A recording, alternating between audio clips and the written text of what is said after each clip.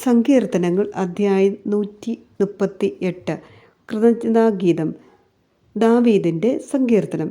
കർത്താവെ, ഞാൻ പൂർണ്ണ ഹൃദയത്തോടെ അങ്ങേക്ക് നന്ദി പറയുന്നു. ദേവന്മാരുടെ മുൻപിൽ ഞാൻ അങ്ങയെ പാടിപ്പുകഴ്ത്തും. ഞാൻ അങ്ങയുടെ വിശുദ്ധ മന്ദിരത്തിന് നേരെ ശിരസ് നമിക്കുന്നു. അങ്ങയുടെ കാരുണ്യത്തെയും വിശ്വസ്തതയും ഓർത്ത് അങ്ങേക്ക് നന്ദി പറയുന്നു. അങ്ങയുടെ നാമവും വാഗ്ദാനവും അത്യുന്നതമാണ്. ഞാൻ വിളിച്ചപേക്ഷിച്ച നാളിൽ അവിടുന്ന് എനിക്ക് ഉത്തരമരുളി. അവിടുന്ന് എൻ്റെ ആത്മാവിൽ ധൈര്യം പകർന്ന് എന്നെ ശക്തിപ്പെടുത്തി. കർത്താവെ, ഭൂമിയിലെ സകല രാജാക്കന്മാരും അങ്ങയെ പ്രകീർത്തിക്കും. എന്തെന്നാൽ അവർ അങ്ങയുടെ വാക്കുകൾ കേട്ടിരിക്കുന്നു. അവർ കർത്താവിൻ്റെ മാർഗങ്ങളെക്കുറിച്ച് പാടും. എന്തെന്നാൽ കർത്താവിൻ്റെ മഹത്വം വലുതാണ്. കർത്താവ് മഹോന്നതനാണെങ്കിലും താണവരെ കടാക്ഷിക്കുന്നു. അഹങ്കാരികളെ അവിടുന്ന് അകലെ വെച്ച് തന്നെ അറിയുന്നു. കഷ്ടതകളിലൂടെ കടന്നു പോകുന്നെങ്കിലും തൻ്റെ ജീവനെ അവിടുന്ന് പരിപാലിക്കുന്നു. എൻ്റെ ശത്രുക്കളുടെ ക്രോധത്തിനെതിരെ അവിടുന്ന് കരം നീട്ടും. അവിടുത്തെ വലത്ത് കൈ എന്നെ രക്ഷിക്കും. എന്നെക്കുറിച്ചുള്ള തൻ്റെ നിശ്ചയം കർത്താവ് നിറവേറ്റും. കർത്താവെ, അവിടുത്തെ കാരുണ്യം അനന്തമാണ്. അങ്ങയുടെ സൃഷ്ടിയെ ഉപേക്ഷിക്കരുതേ. സങ്കീർത്തനങ്ങൾ അധ്യായം 139. എല്ലാം കാണുന്ന ദൈവം. ഗായിക സംഘ നേതാവിന് ദാവീദിൻ്റെ സങ്കീർത്തനം. കർത്താവെ, അവിടുന്ന് എന്നെ പരിശോധിച്ചറിഞ്ഞിരിക്കുന്നു.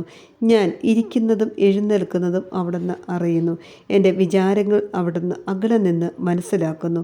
എൻ്റെ നടപ്പും കിടപ്പും അങ്ങ് പരിശോധിച്ചറിയുന്നു. എൻ്റെ മാർഗങ്ങൾ അങ്ങേക്ക് നന്നായി അറിയാം. ഒരു വാക്ക് എൻ്റെ നാവിലെത്തുന്നതിന് മുൻപ് തന്നെ കർത്താവെ, അങ്ങ് അത് അറിയുന്നു.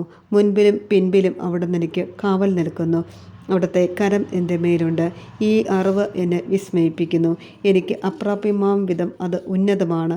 അങ്ങിൽ നിന്ന് ഞാൻ എവിടെ പോവും? അങ്ങയുടെ സന്നിധി വിട്ട് ഞാൻ എവിടെ ഓടി ഒളിക്കും? ആകാശത്തിൽ കയറിയാൽ അങ്ങ് അവിടെയുണ്ട്.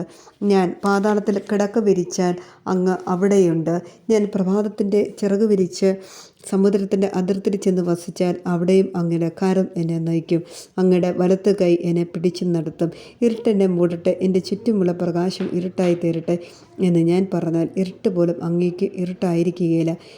രാത്രി പകൽ പോലെ പ്രകാശപൂർണമായിരിക്കും. എന്തെന്നാൽ അങ്ങേക്ക് ഇരുട്ട് പ്രകാശം പോലെ തന്നെയാണ്. അവിടുന്നാണ് എൻ്റെ അന്തരംഗത്തിന് രൂപം നൽകിയത്. എൻ്റെ അമ്മയുടെ ഉദരത്തിൽ അവിടുന്ന് എന്നെ മെനഞ്ഞു. ഞാൻ അങ്ങയെ സ്തുതിക്കുന്നു. എന്തെന്നാൽ അങ്ങ് എന്നെ വിസ്മയമായി സൃഷ്ടിച്ചു. അവിടുത്തെ സൃഷ്ടികൾ അത്ഭുതകരമാണ്. എനിക്കത് നന്നായി അറിയാം. ഞാൻ നിഗൂഢതയിൽ ഉരുവാക്കപ്പെടുകയും ഭൂമിയുടെ അധോഭാഗങ്ങളെ വെച്ച് സൂക്ഷ്മതയോടെ സൃഷ്ടിക്കപ്പെടുകയും ചെയ്തപ്പോൾ എൻ്റെ രൂപം അങ്ങേക്ക് അജ്ഞാതമായിരുന്നില്ല. എനിക്ക് രൂപം ലഭിക്കുന്നതിന് മുൻപ് തന്നെ അവിടുത്തെ കണ്ണുകൾ എന്നെ കണ്ടു. എനിക്ക് നിശ്ചയിക്കപ്പെട്ടിട്ടുള്ള നാളുകൾ ഉണ്ടാകുന്നതിന് മുൻപ് തന്നെ അങ്ങയുടെ പുസ്തകത്തിൽ അവ എഴുതപ്പെട്ടു. ആ ദൈവമേ, അവിടുത്തെ ചിന്തകൾ എനിക്കെത്ര അമൂല്യമാണ്! അവ എത്ര വിപുലമാണ്! ഞാൻ എണ്ണാൻ നോക്കിയാൽ അവ മണൽത്തരികളെക്കാളധികമാണ്. ഉണരുമ്പോൾ ഞാൻ അങ്ങയുടെ കൂടെ ആയിരിക്കും. ദൈവമേ, അവിടുന്ന് ദുഷ്ടനെന്ന് ഗ്രഹിച്ചെങ്കിൽ, കൊലയാളികൾ എന്നെ വിട്ടകന്നെങ്കിൽ, അവർ അങ്ങയെ നീചമായി ധിക്കരിക്കുന്നു, അങ്ങയുടെ നാമത്തെ ദുഷിക്കുന്നു. കർത്താവെ, അങ്ങയെ വെറുക്കുന്നവരെ ഞാൻ വെറുക്കുന്നില്ലയോ? അങ്ങയെ എതിർക്കുന്നവരെ ഞാൻ ദ്വേഷിക്കുന്നില്ലയോ?